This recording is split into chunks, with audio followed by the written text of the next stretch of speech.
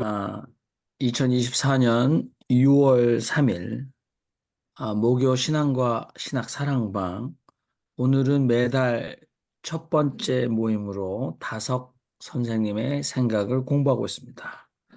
윤정현 신부님께서 담당해 주시겠는데요. 오늘은 다석의 삶과 신관에 대해서 윤정현 신부님께서 직접 말씀해 주시겠습니다. 윤정현 신부님 말씀해 주시죠. 반갑습니다. 벌써 또 한 달이 됐습니다. 제가 이제 다섯의 간략한 삶과 그리고 하느님 이해를 이렇게 소개하는 것은 좀 개략적으로 우리가 다섯에 대해서 다시 한번 숙고를 하고 그다음에 정리를 한 것이 좋을 것 같아서 이제 예, 다섯의 신관을 소개하려고 해요. 그리고 다음 달에는 다섯의 그리스도 이해, 기독론, 그리고 그 다음 달에는 다섯의 종교 이해, 이웃 종교 이해, 그거를 좀 같이 공유를 하고 공부를 함으로써 다섯을 한번 다른 면에서 또 어, 일반적으로 정리를 하고 그다음에 다섯 이야기를 더 하면 좋을 것 같아서 일단 세 달은 다섯 개 그리스도론, 종교론, 그리고 오늘은 다섯 개 신론에 대해서 좀 얘기를 하려고 합니다. 예, 다섯 유형무의 삶과 깨우침이라는 그러한 소 타이틀로 시작을 하겠습니다. 다 아시다시피 다섯 유형무는 1906년 16살 때 기독교에 입문하여 서울 종로가 연동교회 열심히 다녔습니다. 그다음에 연동교에서 한 경신학교, 그 중등과정을 다녔기 때문에 경신학교, 경신중학교에서 공부를 하게 됐는데 졸업을 하지 못했어요. 이 4년 전인가 경신학교에서 졸업장을 그 손녀에게 4년 전인가 수여를 했죠. 2012년에는 오산학교 교사로 재직하면서 그 당시에 23살 젊은 나이에 교사하면서 그때 오산학교에서 이제 여준 선생님, 이광수 그리고 신채호 이런 분들을 접하면서 그 동양학이라든가 학문을 깊이 접할 수 있는 그러한 기회를 가졌는데 이광수를 통해서 톨스토이 전집을 읽게 됐죠. 그래서 톨스토이에 이분이 굉장히 집착하게 됐다고 볼 수 있습니다. 그리고 1912년에 동경으로 유학을 가서 그 우찌무라 간조의 강의를 몇 번 들은 일이 있어요. 그래서 우찌무라 강의를 듣고 무교에 대한 그러한 생각 그리고 어느 정도 교리에 대해서 생각을 하면서 기존 기성교회, 제도교회를 멀리하기 시작하고 홀로 신앙, 자기의 깨달음의 신앙을 키워간 분이죠. 그리고 획기적인 변화 과정 1941년 52세에 크게 깨우친 바가 있어서 하루에 저녁 식사 한 끼만 먹고 그리고 가족을 모아놓고 회원 선언한 것이 그 생애의 굵직한 하나의 사건이라고 할 수 있습니다. 이 당시에 이제 신앙 시편 누김의 기쁨 미쁜 날을 엮어서 이 깨달음 시를 성서조선 1942년 1월호에 실었습니다. 그리고 53세인 1942년 1월 4일에 아주 크게 깨달게 되는데 그 치통으로 괴로워하는 아내를 치유하기 위해서 기도하다가 문득 인생 무상을 깊이 깨닫고 온전히 하나님께 헌신하기로 결심을 합니다. 이때 선생님은 연락에 항울경 상태에서 주와 나, 말씀대로 믿음, 믿음에 들어간 이의 노래, 허물은 죽은 살이다 같은 해신 시편들을 부르신 지 38년 만에 믿음에 들어감이란 주제 아래 성서조전 42년 2월에 발표합니다. 그러니까 그동안 신앙생활은 아 그냥 그 단편적이고 그다음에 그 심층 신학보다도 표층 그런 체험이라고 할까요? 그런데 42년 53세 때 완전히 깊이 깨닫고 하늘 체험, 하늘과 땅과 인간이 하나 되는 그 하나님과 하나 되는 그리고 몰입되는 큰 체험을 하고 예,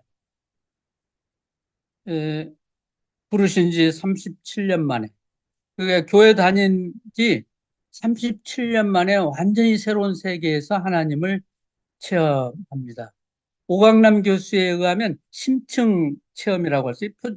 그러니까 우리 그리스도계 표층 체험과 심층 체험이 있다고 이분은 이제 분류해서 말하는데 표층 체험, 표층 신앙이라는 것은 말초신경을 자극해서 이게 어떤 항월경이나 그다음에 그 어떤 약물 치료를 통해서 이렇게 엑스타시 현상이 일어나듯이 이렇게 말초 사람의 감각을 터치해서 종교 체험하는 경향인데 우리는 이제 대개 교회에서 하는 성령 체험이라든가 신유 체험, 병 낫는 거 이러한 류를 이제 표층 체험이라고 하죠. 이런 그 불교에서도 일어나고 그 다음에 무속신학에도 이런 현상들은 예언도 하고 방언도 하고 병치료도 하는 그러니까 어떤 것에 갑자기 이 새로운 체험을 한다든지 집중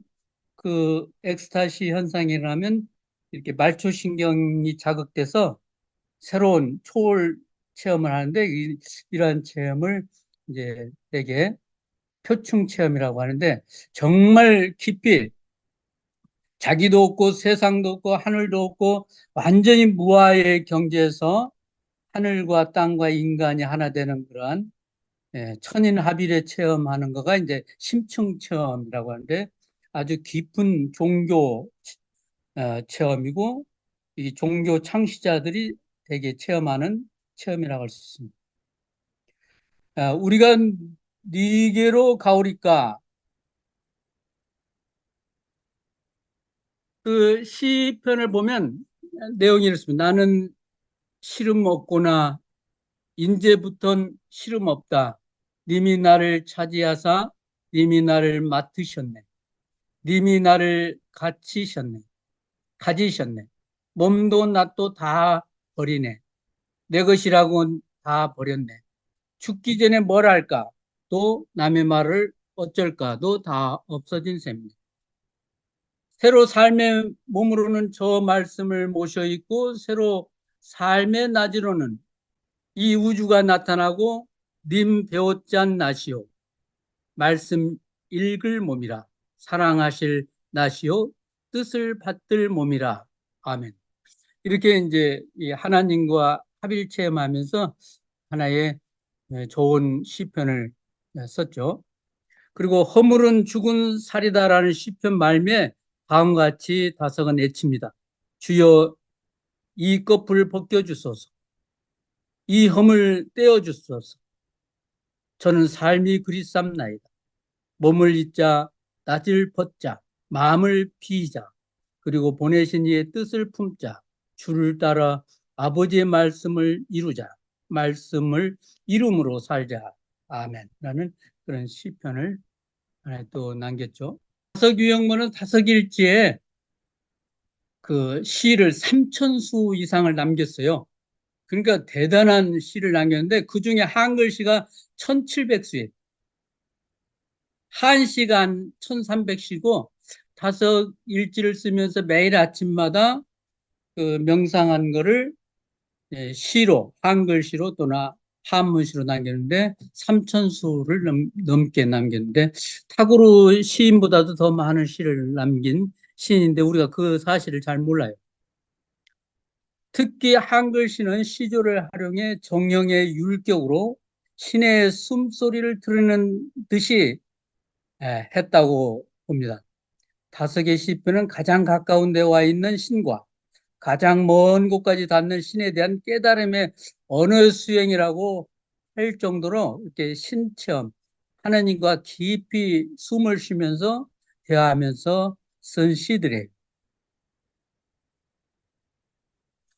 그러면 이제 신론에 들어가기 전에서 우리 그리스도교 신학께서 하나님을 논할 때 신론을 이해할 때 두 가지 방법을 쓰죠. 하나는 가치의 극대화로 하나님을 설명하는 긍정의 방법, 긍정의 언어를 쓰는 그런 전통이라고 할 수 있는데 인간의 언어로 하나님을 또 표현할 수 없다는 부정의 방법이 또 다른 하나의 하나님 설명하는 방법입니다. 서구 신학사에서는 긍정의 방법을 대부분 선호한 긍정 신학이라고 할 수 있죠. 예, 긍정 신학 하나님은 전지전능하다. 하나님은 전미하시다, 전능하시다, 영원하시다, 무소부재하시다, 크고 또 사랑이다. 이런 긍정적으로 하나님을 표현하는 놀랍고 신비하신 분이다.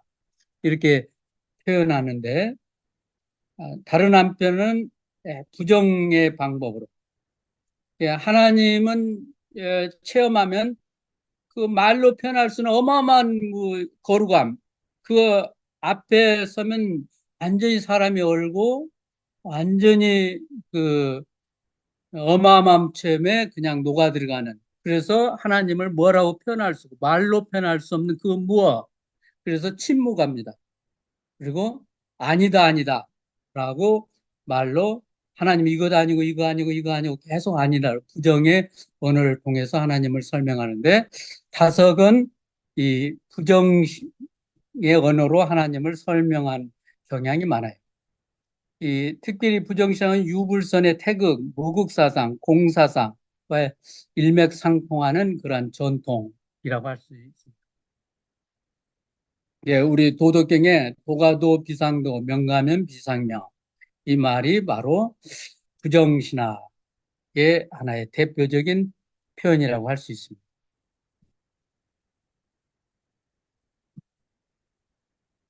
다성은 하나님을 거론할 때 그런데 긍정하기도 하고 부정하는 방법 두 가지를 다 써요. 예, 부정의 방법 또는 긍정의 방법만 쓰는 것이 아니라 다성은 또 놀랍게도 두 가지 방법을 다 쓴다는데 또 특별한 점이 있어요. 그래서 다석은 하나님을 일으키러 없이 계신 아빠라고 하였고 그러나 다석은 동양인답게 부정의 방법을 더 선호했어요. 인격적인 하나님을 말하면서도 부정의 방법을 더 선호하셨다. 1957년 1월 3일에 지은 오원율시에 의하면 다석은 이렇게 말했습니다. 다섯 강이 452에서 453쪽에 나오는 글이죠. 아무것도 없는 허공이야 참이 될 수 있습니다. 무서운 것은 허공입니다. 이것이 참입니다. 이것이 하느님입니다. 허공은 참이고 하느님입니다. 허공 없이 실존이고 진실이 어디 있습니까? 우주가 허공 없이 어떻게 존재합니까? 허공 없이 존재하는 것은 아무것도 없습니다. 우주 사이에서 하나의 절대자가 나입니다. 허공밖에 없는 이 우주에서 내가 허공의 아들입니다. 곧 절대자입니다. 절대자가 하강하였는데 나라는 것이 절대자라는 것을 인식하고 아는가? 안다면 어느 만큼 알합니다. 요망한 것에 눈이 멀어 사랑하는 것이 가셔지는가? 이것이 문제입니다. 그래서 다시 하느님 아버지를 부르면서 올라갑니다. 달하는 것은 이 몸뚱이가 아니라 마음이 상달하는 것입니다. 호천부하는 소리인 말이 상달되는 것입니다. 그때가 되면 하나인 허공이 나를 차지할 것이고 허공을 차지한 나가 될 것입니다. 그러면 나의 아침은 분명히 옵니다. 이렇게 다석 선생님은 하나님을 절대 공, 절대 허공 이렇게 표현해. 절대해야만이 참이고 진실이 된다. 그러니까 존재, 비존재, 이 눈으로 볼 수 있는 것, 볼 수 없는 이것도 있음과 없음, 유와 무가 허공이라는 바탕이 있어야 다 볼 수가 있어요. 허공이 없이는 이 있음도 없고 없음도 없어요. 그런데 있음, 없음, 존재와 비존재, 유와 무 이거를 다 드러내고 이거를 담을 수 있는 것이 허공이에요. 이 허공을 넘어 계신 분이 이제 다석은 하나님이라고. 그러니까 유와 무를 넘어서는 분이다. 그러니까 존재와 비존재를 넘어서 있는 계신 분. 우리는 이제 신학에서 존재냐 비존재냐, 하나님은 이 삼위일체냐 절대무냐 이렇게 하는데 그걸 넘어서 허공 자체가 참 하나님이다. 이렇게 다석은 설명을. 동양적 사고에 서양의 인격신을 받아들이는 그런 개념도 있고, 그리고 동양적인 개념에서 빈탕한데 무한한 것이 하나님이다. 그것이 참이다. 이렇게 설명을 합니다. 그래서 다섯의 하나님은 있음과 없음을 넘어 있는 그런 존재 개념을 말씀하고 있습니다. 일찍이 요한복음에 예수께서는 하나님을 두고 나의 아버지께서는 만유보다 크시다고 하셨다. 하나님이 만유보다 크시다면 하나님은 있음을 뛰어넘어 없음의 창으로 올라갈 수밖에 없겠다. 그래서 하나님은 절대공, 우리는 절대공의 조물이니 절대자라고 다섯가 말합니다. 그러니까 있음과 없음을 넘어서는 개념을 말하고 있는데, 대개 우리 신학교는 있음과 없음, 존재와 비존재 그 논쟁을 많이 하고 있죠. 하나님을 엄표할 때는 아버지라는 표현을 즐겨 있고 엄마, 아바 이렇게 다석 선생님은 썼고, 특히 이제 아버지를 상강어른의 부자유친이라 하고, 그 아들이 아버지를 굉장히 공경하고 존중하고 또 사랑하는 것처럼 우리 인간이 하나님을 그렇게 사랑해야 한다. 부자유친. 그래서 하나님을 부자유친, 예수님이 바로 그런 분이다. 그래서 평생을 통해 아는 것이 하나님 아버지가 나를 낳아주고 그 생명이 나가 하나님 아버지를 발견하는 사실입니다. 이제 여성 신학자들은 어버이라고 표현하지 않고 아버지라고 다서가 있나, 이게 가부장적인 사고가 있나 하지만, 또 엄마라는 하나님 어머니, 엄마 이렇게 표현도 했기 때문에 이거는 이제 다섯 강에 나온 그 출전이라 아버지라는 표현을 썼으니까 이해하시기 바랍니다. 그래서 지극한 효는 하나님께 바치는 것입니다. 이 세상의 아버지에게만 효를 행하는 것이 아닙니다.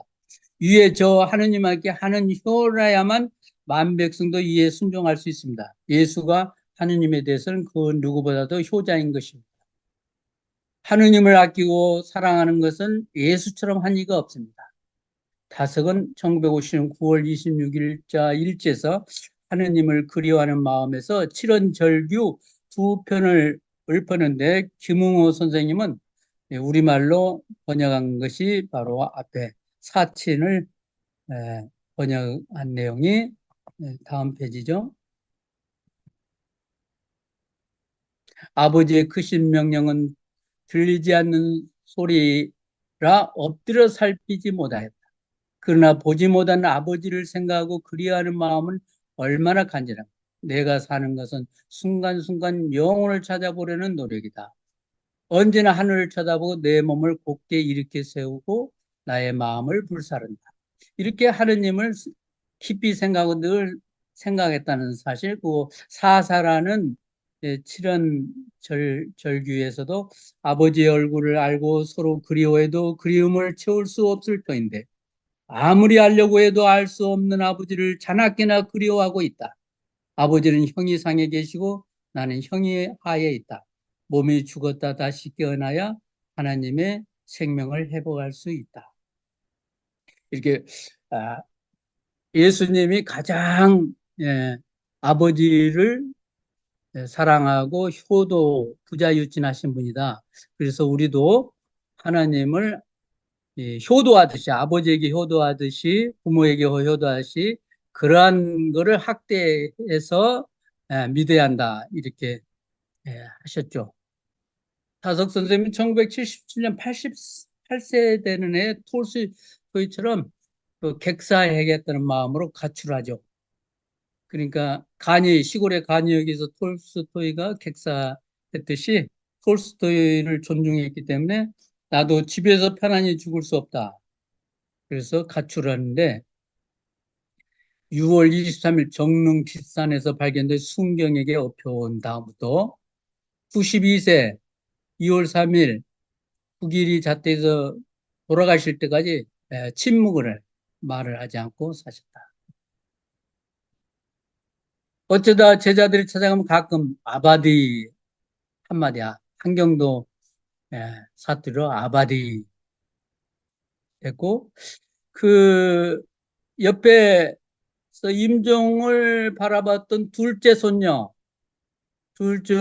손녀가 우리 다섯학기에 와서 이렇게 증하면서 수필도 써서 발표를 하시고 그랬는데, 그 다음에 그 모임에 후원도 하시고 그랬는데, 이분이 도봉구에 있는 중학교 선생님이신데, 증언하시기를 얼마나 하나님을 간절히 잘하는데 늘 이렇게 숨 쉬면서 아바디, 아바디 하면서 계셨고, 돌아가실 때도 아바디 하고 돌아가셨다. 이렇게 증언을 하더라고요.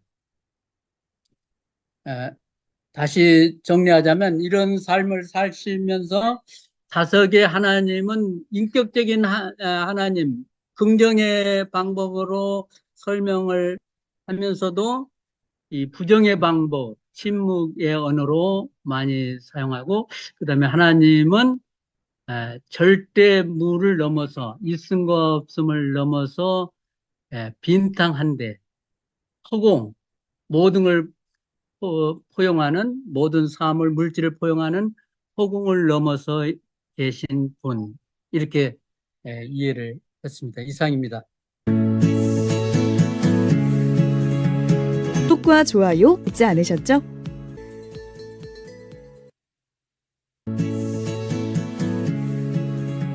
구독과 좋아요 잊지 않으셨죠?